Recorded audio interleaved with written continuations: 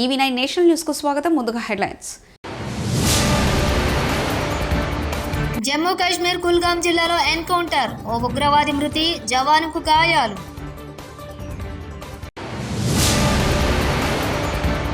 నా కుమారుడు రాజారెడ్డి రాజకీయాలకి వస్తాడు, వైఎస్ షర్మిల.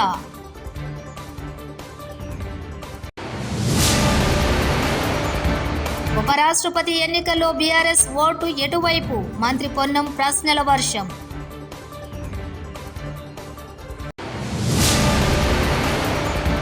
మూసీ సుందరీకరణ మీద విడతల వారీగా దోపిడీ చేస్తున్నారు కేటీఆర్.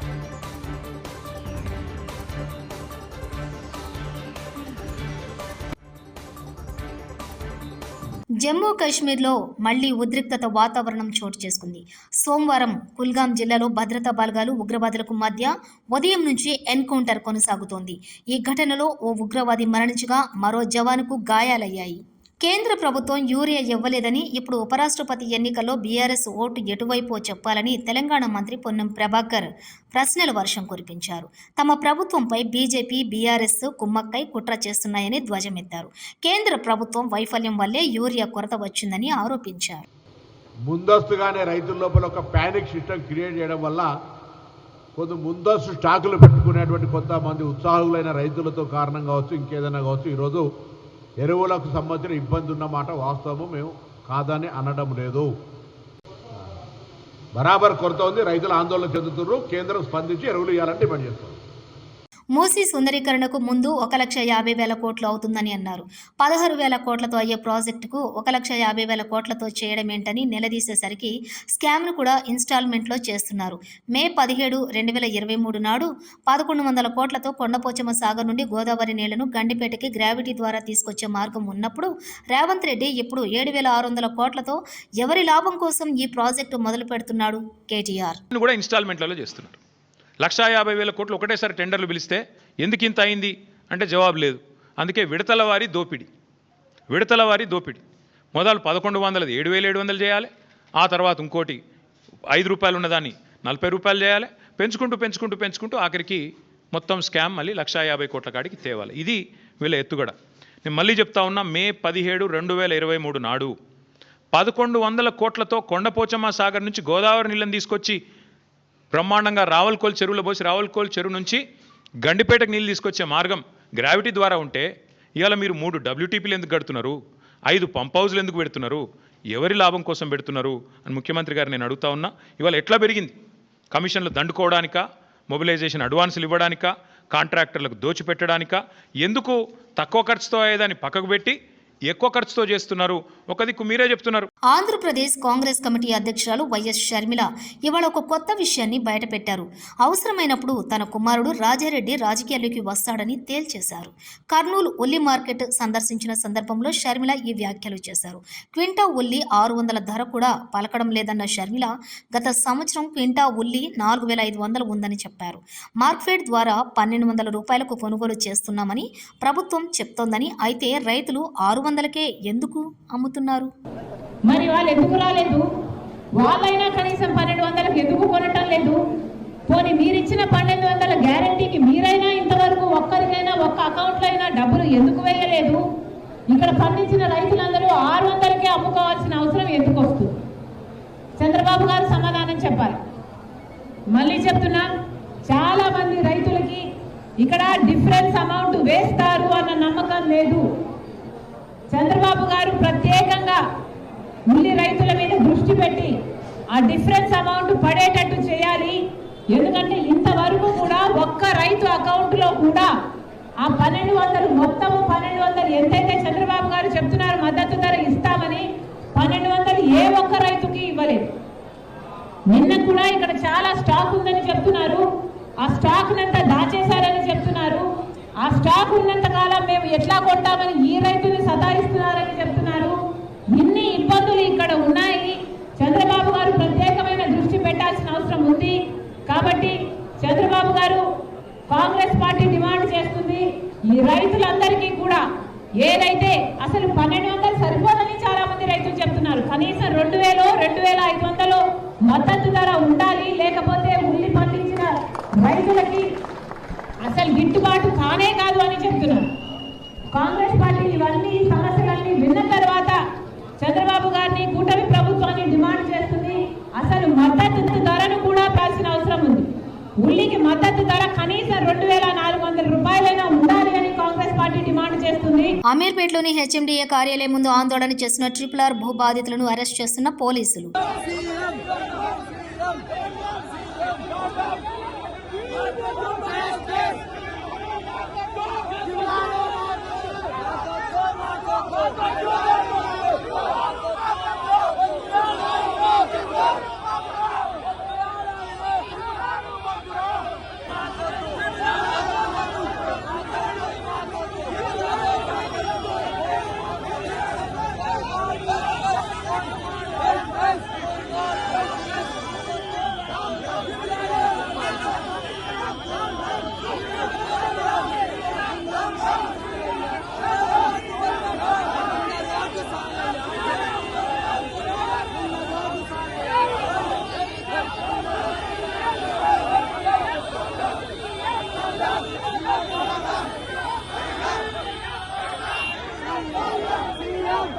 వైఎస్ రాజశేఖర రెడ్డి మరణం తర్వాత రోషయ్య, కిరణ్ కుమార్ రెడ్డికి బదులు అప్పటి డిప్యూటీ ముఖ్యమంత్రి దామోదర రాజనరసింహను ముఖ్యమంత్రిని చేసి ఉంటే రాష్ట్రం 2 ముక్కలు అయ్యేది కాదు. దళిత విభజన జరిగి ఉండేది కాదు. మాలా మాదిగలు విడిపోయేవారు కాదు. ఎస్సీలు కలిసి ఉండేవాళ్ళు. చింతామోహన్, కేంద్ర మాజీ మంత్రి, కాంగ్రెస్ పార్టీ సీనియర్ నాయకులు ప్రెస్ కాన్ఫరెన్స్. ఒక ముఖ్యమంత్రిని చేసి ఉంటే రాష్ట్రం 2 అయ్యిండేది కాదు. ఈరోజు దళితులు విభజన జరిగిందని బాధపడుతున్నారు, కన్నీళ్లతో ఉన్నారు. నిన్న రాజమండ్రిలో అంబేద్కర్ విగ్రహం దగ్గర ఏడ్చేశారు. ఆ రోజే కిరణ్ కుమార్ రెడ్డికి ముందే దామోదర్ రాజ నరసింహ మాదిగను ముఖ్యమంత్రి ఆంధ్రప్రదేశ్ రాష్ట్రానికి చేసి ఉండుంటే రాష్ట్ర విభజన జరిగి ఉండేది కాదు. ఈరోజు దళితుల వర్గీకరణ కూడా జరిగి ఉండేది కాదు. చంద్రశేఖరరావు మూమెంట్కి వెనకాలన్నది మాదిగలు. ఎందుకున్నారు ఆ రోజు? కారణం ఏమీ లేదు. రాజ్యాధికారం దిశలో వాళ్ళు ఆలోచిస్తున్నారు. మరి అందుకే వాళ్ళ రాజనరసింహను ముఖ్యమంత్రి ఆ రోజు చేసుంటే మనందరం కలిసి ఉండేవాళ్ళం. నానక్పుర సంపద హైదరాబాదులో ఉన్నటువంటి పరిస్థితులు మనకుండే. ఈరోజు మనం 2 అయ్యిండేవాళ్ళం కాదు. నాకు బాధ లోపల, తప్పు జరిగింది, మా పొరపాటు ఇది. కిరణ్ కుమార్ రెడ్డి కాదు కరెక్ట్ చాయిస్. ఆ రోజు దామోదర్ రాజ నరసింహ, ఆ రోజు డిప్యూటీ ఉప ముఖ్యమంత్రిగా ఉన్నటువంటి రాజ నరసింహ. మరి ఈరోజు దళితులు కాశ్మీర్ నుంచి కన్యాకుమారి దాకా కన్నీళ్లతో ఉన్నారు. 800 ఉపకులాలు ఉన్నాయి ఎస్సీల్లో. చాలా మందికి తెలియదు, చాలా మందిగలే అనుకుంటారు, కాదు. మరి ఉత్తరప్రదేశ్ రాష్ట్రంలోనే 87 ఉపకులాలు ఉన్నాయి ఎస్సీల్లో. సుప్రీంకోర్టులో ఉన్న జడ్జీలకు అసలు ఏమీ తెలియదు. అంటరానితనం అంటే కూడా తెలియనటువంటి జడ్జీలు ఉన్నారు. తెలిసి తెలియక వాళ్ళు ఇచ్చినటువంటి డైరెక్షన్ ఆధారంగా ఆంధ్రప్రదేశ్ రాష్ట్రంలో ఆర్డినెన్స్ తీసుకొని వచ్చి వర్గీకరణ దిశలో తీసుకోబోతున్నటువంటి చంద్రబాబు వైఖరిని నేను ఖండిస్తున్నా. పొరపాటు. తెలియదు చంద్రబాబుకి దళిత్ కెమిస్ట్రీ అస్సలు తెలియదు. చాలామందికి దేశంలో తెలియదు. మరి వీళ్ళ జోలికి పోకుండా ఉంటే మంచిది. ఇప్పటికైనా కూడా చంద్రబాబు నాయుడిని వర్గీకరణ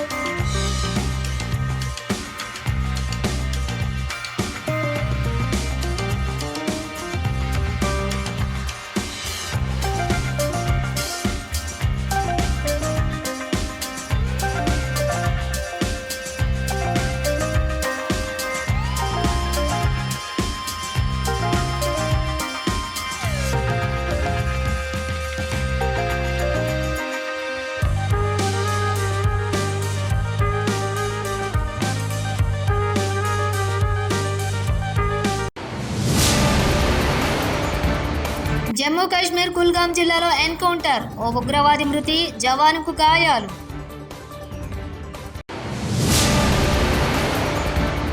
నా కుమారుడు రాజారెడ్డి రాజకీయాలకి వస్తాడు, వైఎస్ షర్మిల.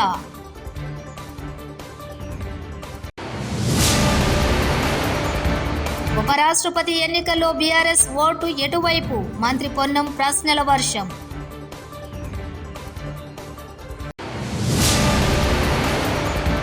మూసీ సుందరీకరణ మీద విడతల వారీగా దోపిడీ చేస్తున్నారు కేటీఆర్.